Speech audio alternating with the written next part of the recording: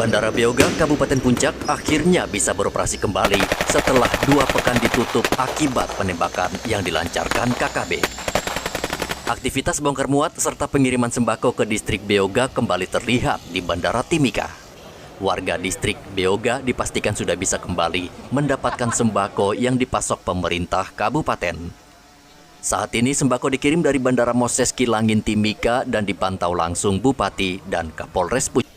Situasi di Kabupaten Puncak sendiri saat ini mulai aman. Pemerintah Kabupaten Puncak berharap kelompok yang masih berseberangan agar mau kembali ke pangkuan Ibu Pertiwi dan membangun Kabupaten Puncak serta tanah Papua agar maju dan sejahtera.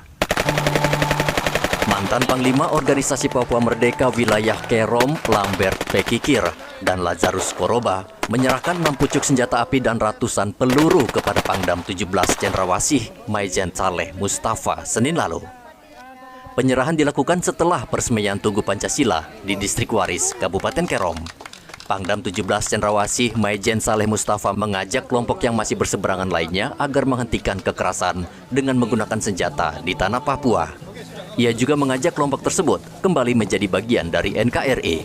Hentikan pertikaian, kekerasan yang menggunakan senjata dan lain-lain sebagainya, agar pihak-pihak yang masih menggunakan senjata untuk menekan masyarakat, untuk melakukan tindakan kekerasan, saya menghimbau agar hentikan ini dan mari kita rubah, kita ganti dengan kita membangun wilayah kita dengan lebih maju lagi. Sementara itu, mantan Panglima OPM Lambert Pekikir meminta masyarakat maupun kelompok yang masih berseberangan dengan NKRI agar mengutamakan perdamaian.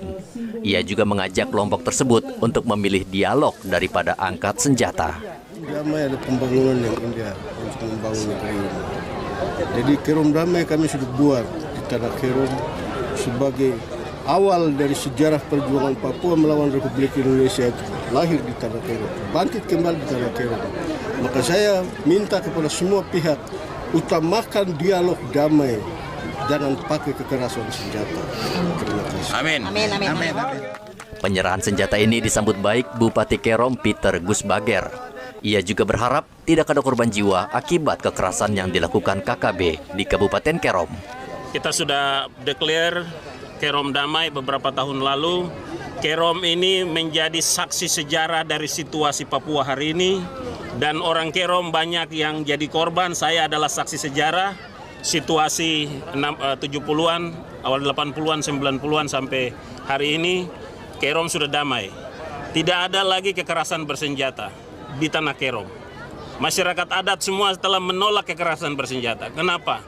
Karena kami mau kabupaten ini dibangun untuk orang Kerom dan masa depan orang Kerom, tapi juga untuk seluruh orang Papua. Distrik Waris di Kabupaten Kerom, Papua merupakan daerah yang berbatasan dengan negara tetangga Papua New Guinea. Daerah ini juga dilintasi jalan Trans Papua Jayapura Wamena dan Pegunungan Bintang, Papua Pegunungan.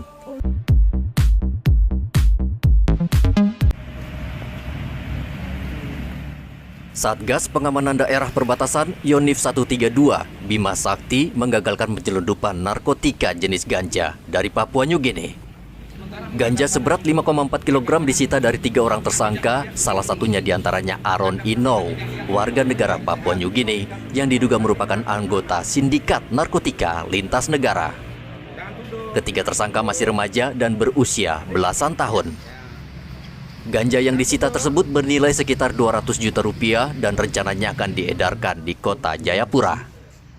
Sejak 6 bulan lalu, Satgas Pengamanan Daerah Perbatasan RI PNG di bawah naungan Korem 172 Praja Wirayakti berhasil mengungkap 20 kasus penyelundupan narkotika dengan total barang bukti ganja seberat 25 kg. Pelanggaran yang dilakukan oleh warga negara PNG berkolaborasi dengan warga negara Indonesia. Ini juga bisa dikatakan sindikat internasional karena melibatkan 2 negara.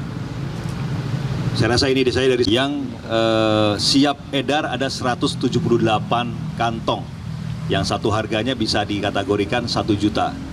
Kemudian kronologisnya tanggal 23 April jam 23.00 Pos Pamtas beserta dengan rekan-rekan dapat informasi dari masyarakat melaksanakan sweeping.